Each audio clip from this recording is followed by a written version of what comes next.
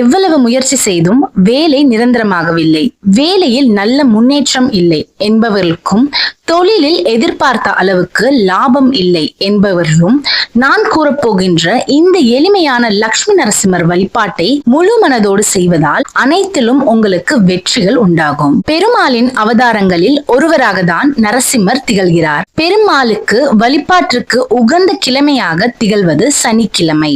அத்தகைய சனிக்கிழமை அன்று காலை 6 மணியிலிருந்து 7 மணிக்குள் சனி ஹோரை வரும். அந்த நேரத்தில் நாம் அருகில் இருக்கக்கூடிய நரசிம்மர் ஆலயத்திற்கு செல்ல வேண்டும்.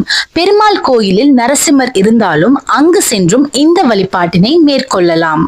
ஆலயத்திற்கு செல்லும் முன்பு நவதானியம் பாக்கெட் ஒன்றை வாங்கி செல்லுங்கள். நரசிம்மருக்கு முன்பாக 11 அகல் விளக்குகளை வைத்து அதில் நெய் ஊற்றி பஞ்சத்திரி போட்டு தீபம் ஏற்ற வேண்டும். இந்த நவதானியங்களை கையில் வைத்துக் கொண்டே தீபம் ஏற்ற வேண்டும். பிறகு மூலவரை தரிசனம் செய்துவிட்டு உபதெய்வங்களை தரிசனம் செய்யும் பொழுது கையில் இருக்கக்கூடிய நவதானியங்களை மண் பாங்கான இடத்தில் தூவிக்கொண்டே தரிசனம் செய்து வழிபாடு செய்ய வேண்டும். ஆலயத்தை 3 முறை வலம் வரும்போது இந்த நவதானியங்களை தூவி விடலாம்.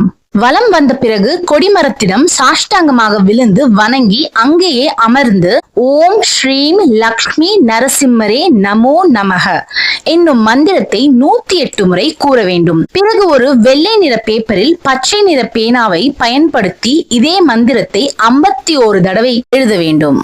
எழுதி முடித்த பிறகு பின்பு நம்மால் இயன்ற காணிக்கையை அந்த பேப்பரில் வைத்து சிறிது பச்சை கற்பூரத்தையும் அதனுடன் வைத்து அப்படியே முடித்து ஆலயத்தில் இருக்கும் உண்டியலில் போட்டுவிடுங்கள்.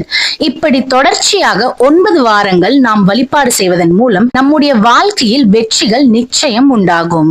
இந்த பரிகாரத்தை முழு மனதோடு செய்து லட்சுமி நரசிம்மரின் அருளால் அனைத்து வகையான வெற்றிகளும் உங்கள் வாழ்க்கையில் நிச்சயம் கிடைக்கும். நல்லதே நடக்கும். மேலும் இது போன்ற ஆன்மீக செய்திகளுக்கும் தெளிவான பதிவுகளுக்கும் எளிமையான ஸ்லோக விளக்கங்களுக்கும் நம்மளுடைய சேனலை மறக்காம சப்ஸ்கிரைப் பண்ணிடுங்க.